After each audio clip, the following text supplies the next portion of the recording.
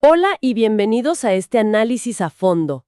Soy su anfitriona y hoy tenemos una exploración súper interesante preparada para todos. Hola, ¿qué tal? Así es, soy su coanfitrión y experto invitado para desmenuzar el tema de hoy que, la verdad, a mí me emociona muchísimo.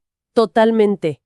Y bueno, para arrancar de lleno, imagínense por un momento la típica escena de un hipermercado en un fin de semana. O sea, pasillos interminables, luces blancas fluorescentes y decenas de carritos de compras chocando unos con otros. Un caos total, digamos. Exacto.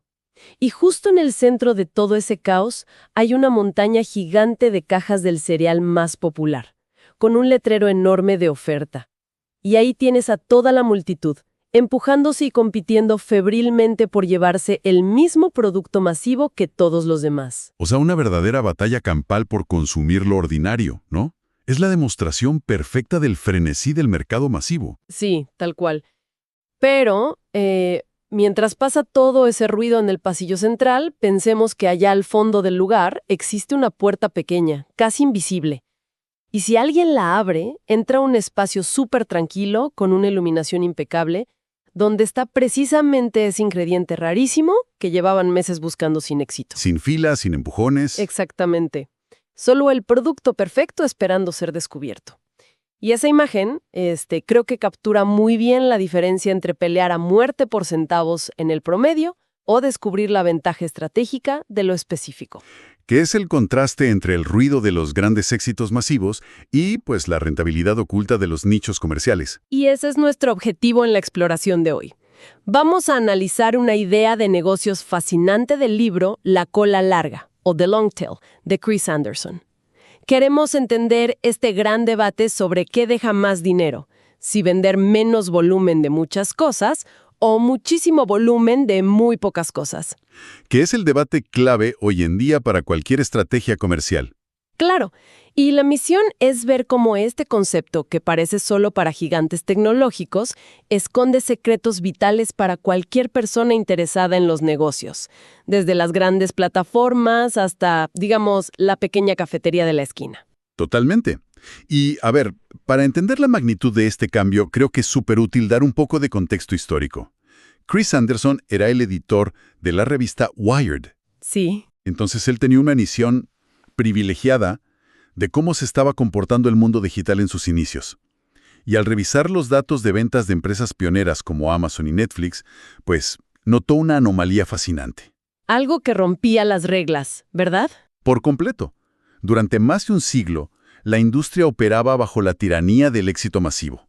O sea, las ganancias dependían de los grandes lanzamientos. El clásico escenario del 80-20, donde el 20% de los productos te genera el 80% del dinero. Las películas taquilleras, los discos de platino. Así funcionaba el mundo físico, por sus propias limitaciones de espacio.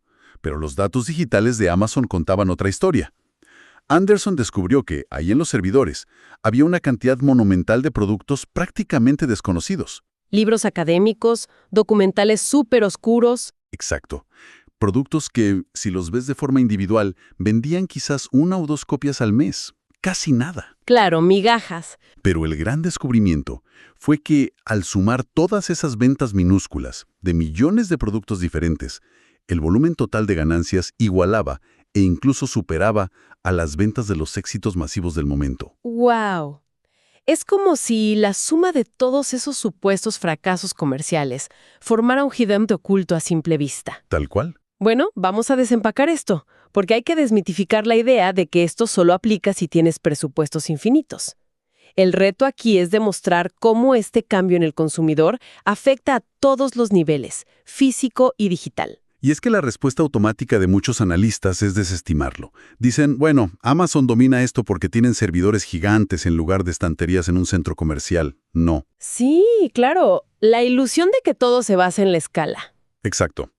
Pero el valor estratégico real aparece cuando traduces esa lógica al mundo físico, donde los recursos sí son finitos. Y para entenderlo bien, tenemos que visualizar la gráfica que le da nombre al concepto. Sí, pintemos esa imagen, porque esto de la cola larga suena como a la anatomía de un reptil, pero es un principio financiero. Digamos que tienes un gráfico tradicional. En el eje horizontal de abajo, pones absolutamente todos los productos en una industria, ordenados de izquierda a derecha. los más populares a la izquierda y los menos conocidos hacia la derecha. Y el eje vertical mide las ventas. Ok, entonces a la extrema izquierda tendríamos, me imagino, una torre altísima, casi vertical, ¿no? Una montaña muy empinada. Esa sección masiva es lo que los economistas llaman la cabeza de la curva. Ahí viven los bestsellers, el teléfono de moda, el cereal genérico. Pero conforme avanzas hacia la derecha, alejándote de esos éxitos, la línea de ventas cae en picada, cae drásticamente. Pero el punto central de Anderson es que esa línea nunca choca contra el suelo, nunca cae a cero. Ese es el detalle que cambia todo. La línea baja muchísimo, sí, pero luego frena y se estabiliza. Forma una línea delgada que se extiende casi infinitamente hacia la derecha.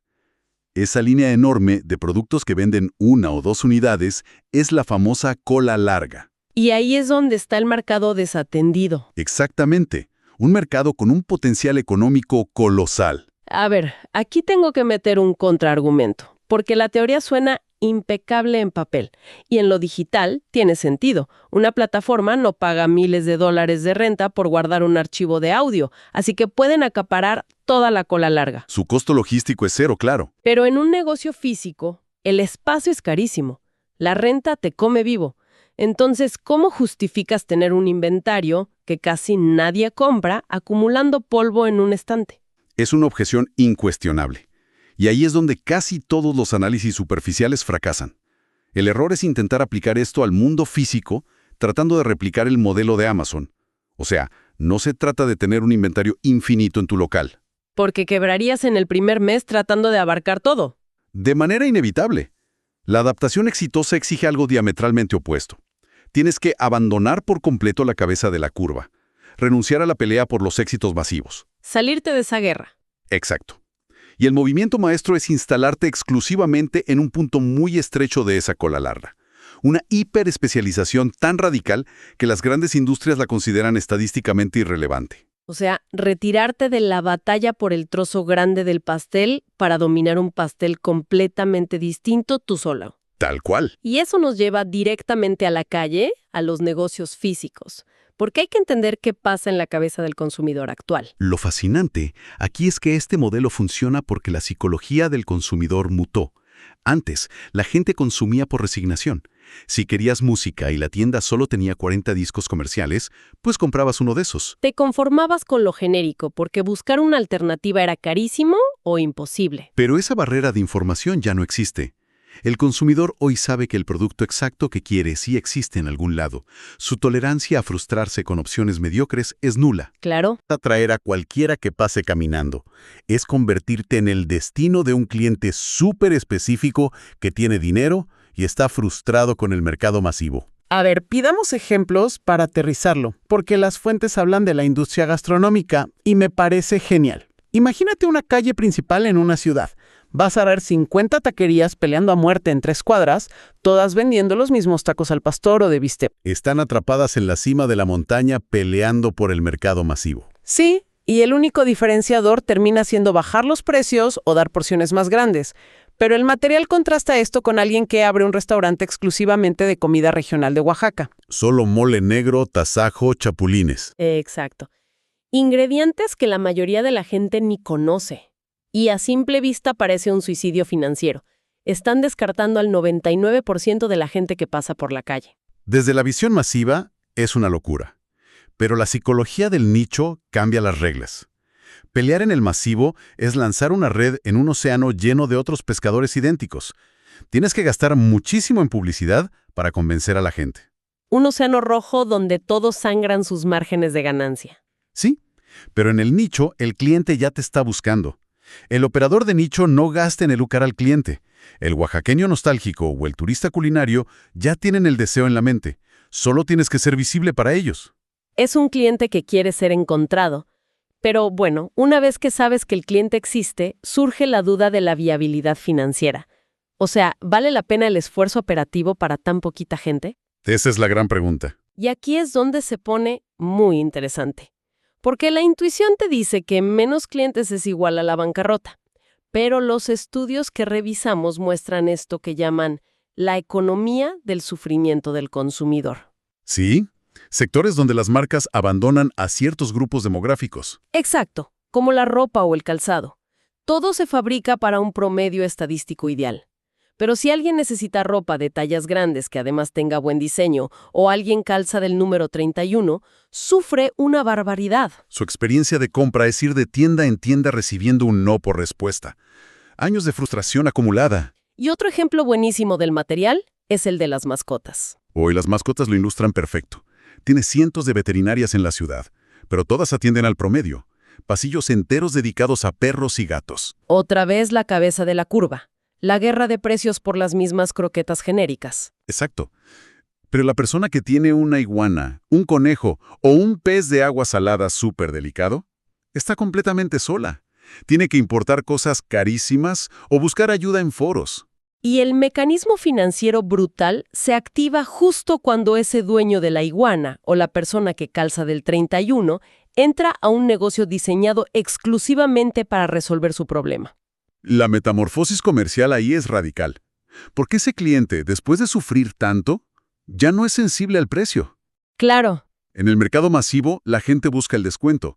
Pero en el nicho, si tienes la solución especializada, el cliente paga la tarifa completa sin emitir una sola queja. No regatean. Porque no solo están comprando el producto, están comprando el alivio a una frustración crónica.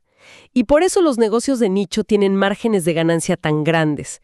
Como no hay competencia local, nadie los obliga a malbaratar su trabajo. Y aparte, se genera un fenómeno de mercadeo orgánico que no puedes comprar con dinero. Ese cliente súper agradecido se vuelve un promotor fanático en su pequeña comunidad.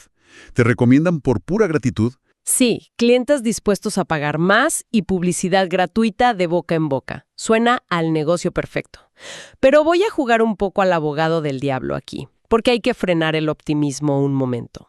El escepticismo siempre es necesario, claro. O sea, construir un modelo anclado en la cola larga extrema tiene riesgos estructurales.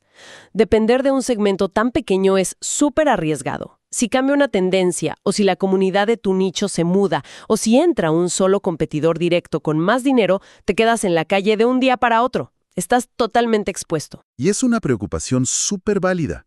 La vulnerabilidad de nicharse demasiado está ahí. Pero si conectamos esto con el panorama general, tenemos que comparar ese riesgo con el de entrar al mercado masivo. ¿Tú crees que el masivo es peor?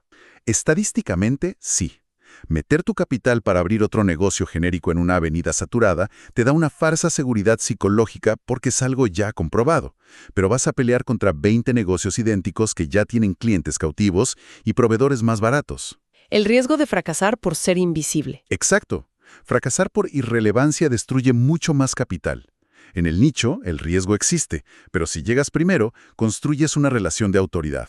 Es dificilísimo que un competidor nuevo te robe a un cliente al que tú le resolviste un problema de años. El contrapeso está muy claro. Es elegir entre el peligro de ser irrelevante en el ruido o el peligro de ser frágil en el nicho.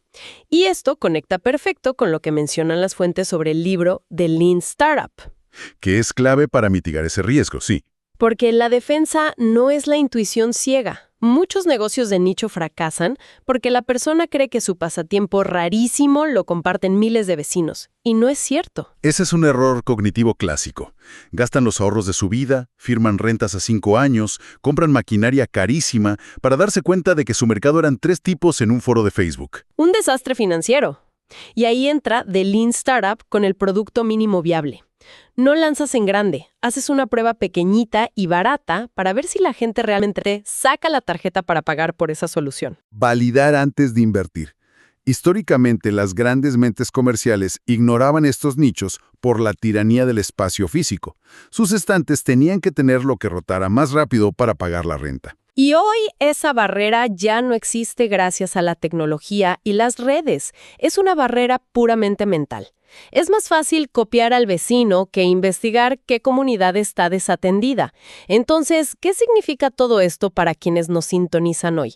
¿Cómo se aplica sin gastar millones? Pues el primer paso es rediseñar tu forma de investigar. En lugar de preguntar qué producto innovador se va a vender de forma masiva, tienes que preguntarte a quién no está atendiendo nadie en tu industria. Volverte un rastreador del dolor del mercado, ¿no? Exactamente. Y hoy hacer esa investigación tiene costo cero. Te metes a grupos vecinales, en redes, foros de intercambio local y simplemente observas de qué se queja la gente. O preguntas abiertamente. Oigan, ¿qué servicio técnico es el más difícil de conseguir por aquí? Una pregunta tan sencilla como esa funciona como un radar sísmico. Si ves que docenas de personas se quejan de que nadie sabe reparar cierto equipo especializado, ahí tienes tu validación inicial. Hay gente sufriendo un dolor crónico. Y aplicando lo del Lean Startup, no vas y rentas un super taller. Tal vez ofreces el servicio a domicilio los fines de semana para ver si esos que se quejan de verdad te contratan. Así capturas la cola larga minimizando el riesgo. Validas el dolor, compruebas que pagan bien y escalas poco a poco mientras te vuelves la única autoridad local. Pues creo que esto nos permite sintetizar perfecto la lección de hoy. The Long Tail no es una fórmula mágica infalible. Son unos lentes nuevos para ver el mercado. Lentes para detectar al cliente invisible. Exacto. Aprender a ver a ese sujeto que tiene dinero, que tiene un problema real y al que los negocios tradicionales ignoran por estar obsesionados con el volumen. El escepticismo sobre el tamaño del nicho es súper sano, pero las recompensas de hiperespecializarse valen muchísimo la pena. Totalmente. Y esto plantea una pregunta importante hacia el futuro. Una idea que me dejó pensando. A ver. Si la tecnología hace que sea tan barato y rentable atender a nichos cada vez más microscópicos, llegará el punto donde el concepto del éxito masivo o el producto para todos deje de existir por completo. ¡Wow! O sea, que nuestra cultura de consumo se fracture en millones de islas individuales. Exacto. Que las próximas generaciones vean como algo inaceptable tener que conformarse con el promedio genérico. Es una reflexión fuertísima sobre cómo estas decisiones financieras en los márgenes están cambiando nuestra cultura. Y con esta idea provocadora, invitamos a quienes escuchan a salir y observar sus propias ciudades con esta nueva lupa. A descubrir esos negocios de nicho que prosperan en silencio. Así es, porque en un mundo lleno de ruido estandarizado, reinar en un rincón pequeñito puede ser mucho más poderoso que ser invisible en el promedio. Y con esto cerramos nuestra exploración de hoy. Muchísimas gracias.